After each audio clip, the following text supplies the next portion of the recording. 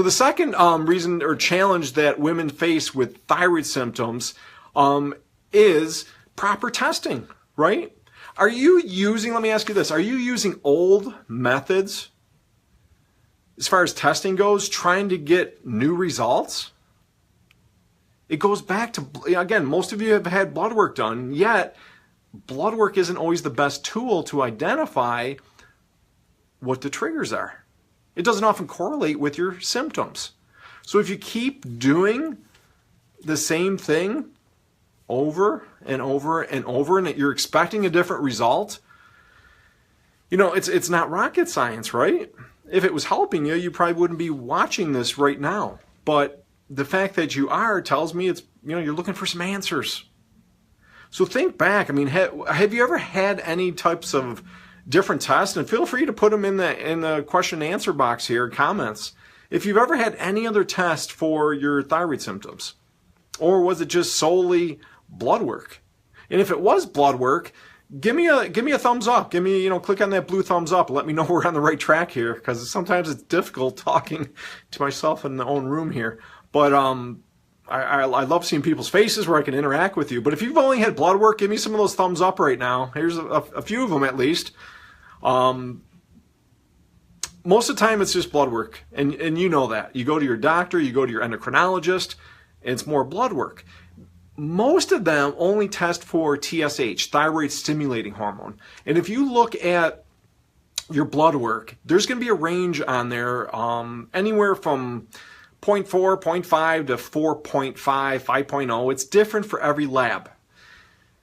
My point being with this, it's a wide range. And once you go outside or below the range, that's considered abnormal. When you go above, that's considered underactive or hypothyroidism. It's kind of unique. It's weird. When you go below, it's actually called hyperthyroidism, where you have a boundless amount of energy. You can't sit still. You're burning off fat as quickly as you eat your food. You're losing weight easily. So those are really the two different types. Then you have in between, you got Graves' disease, you got Hashimoto's. We'll save this for another video. I'm just kind of giving you an overview of testing. But my point is, most doctors are doing TSH, free T4, and that is it. And there's a reason for that. Oftentimes, they are bound by insurance companies. And I used to do this long ago. I've been doing this almost 20 years now.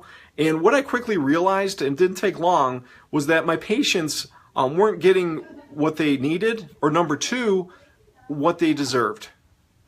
And as a result, they didn't get better. Now, that wasn't, again, their fault at all. It was a result of the insurance companies not paying for what they should pay for, which is complete testing. But I'll show you this in a minute with you. Oftentimes, blood work isn't all the answer either, especially if your doctor, your endocrinologist, or your primary has diagnosed you already with autoimmune thyroid. So what else is there out there, right? There's, free T4, free T3, TPO antibodies, TBG antibodies. That's all blood work. Again, many years ago, I discovered that these are not always the best tool to utilize. And so what I did is I developed a unique technology called the DNA U-print. You may have heard of it, but we have patients all across the country. We have doctors that refer in people to us because it identifies what the triggers are to the problem, rather than putting a Band-Aid over the symptoms. So you can chase around symptoms all day, and there's all kinds of different products and supplements, and your doctor can give you different medications. Those are for symptomatic relief. It doesn't fix the problem at all, but it's for symptomatic relief. And probably one of the, again, I'm full of these kind of silly analogies here, but hopefully they get the point across. A lot of times they involve kids, because I have 4 kids, all 15 and younger. But imagine if your kid didn't make a bed, right? You could do it for them. You could do the nice thing, and occasionally I'll do that, right? But what does that teach your kids? It doesn't teach them anything. So again, you have a problem.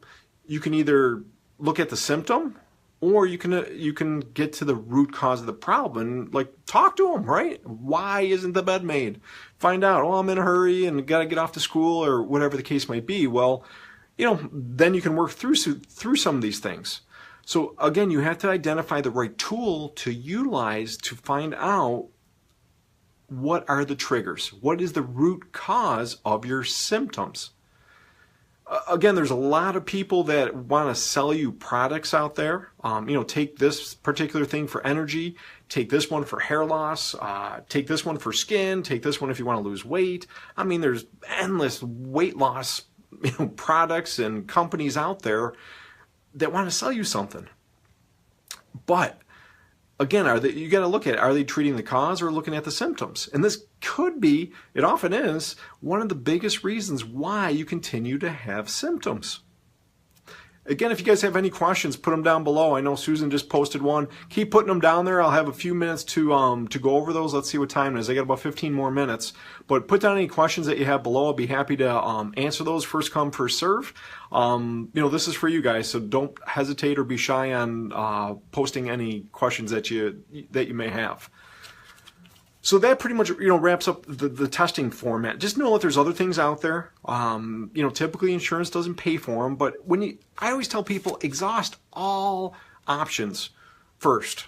That means going to your primary doctor, going to your endocrinologist, getting the typical blood work, and if that hasn't helped you in months or years, okay, that tells us that there's an issue. And I'd love to be able to help you with it. In fact, before I wouldn't even tell you to call our office. I would tell you first, register for one of our free thyroid webinars.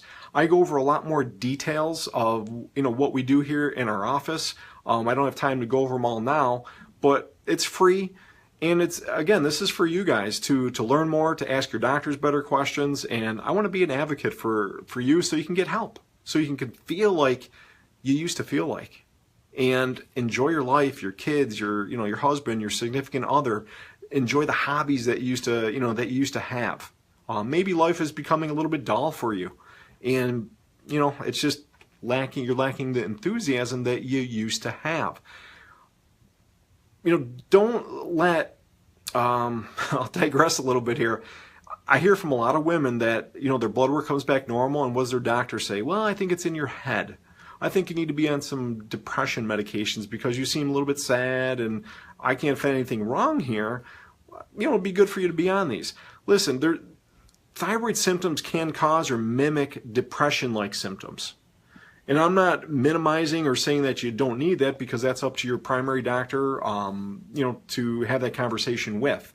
I'm just saying that realize that your symptoms that you're having right now, as far as, not only thyroid symptoms, but also if you don't feel like that you're losing that enjoyment for life, realize it can be related. That's the only thing I really want you to get out of what I just spoke.